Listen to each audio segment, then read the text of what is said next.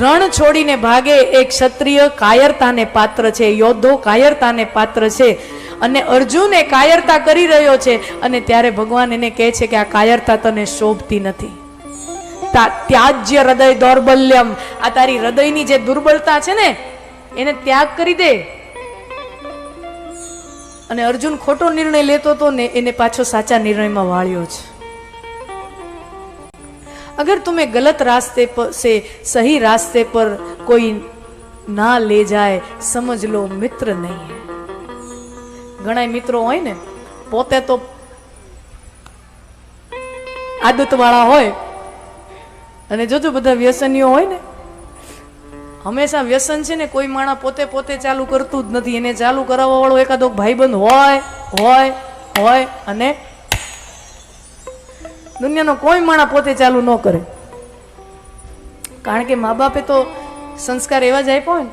હા, વળી ઘણા એવા હોય કે બાપા જેવા હોય, બાપાએ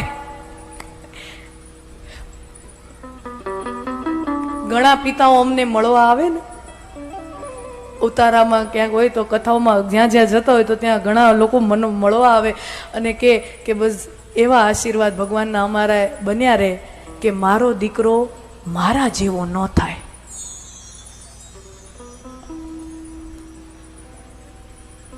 દુનિયાના કેટલાય પિતાઓ એવા આશીર્વાદ ભગવાન પાસે માગતા હોય છે કે મારો દીકરો મારા જેવો ન થાય, સારો થાય.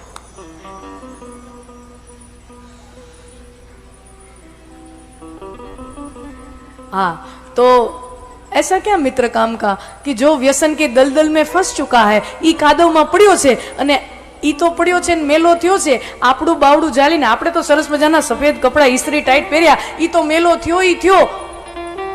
આપણને બાવડું જાળીને ઈ કાદવમાં મેલો કરે એવી મિત્રતા શું કામ? श्री कृष्ण अर्जुन की मित्रता.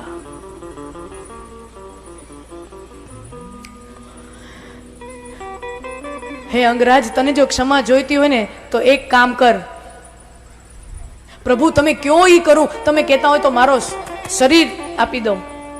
भगवान के शरीर देवानी एटली उतावળી કરમાં ટાણું આવશે ને તમારા બધાઈને દેવાના છે, ઈ તું ઉતાવળી કરમાં ટાણું આવશે. પણ તારી પાસે અત્યારે હું માગું છું કે એવું હોય ને તારે ક્ષમા જો જોઈતી હોય તો એક કામ કર, હું અહીંયા હસ્તિનાપુરમાં આવ્યો છું ને, મને પાછો હસ્તિનાપુરની આ સરહદ હું વટાવું ને ત્યાં સુધી તું મને રથમાં બેસીને મને વળાવવા મારી સાથે આવ.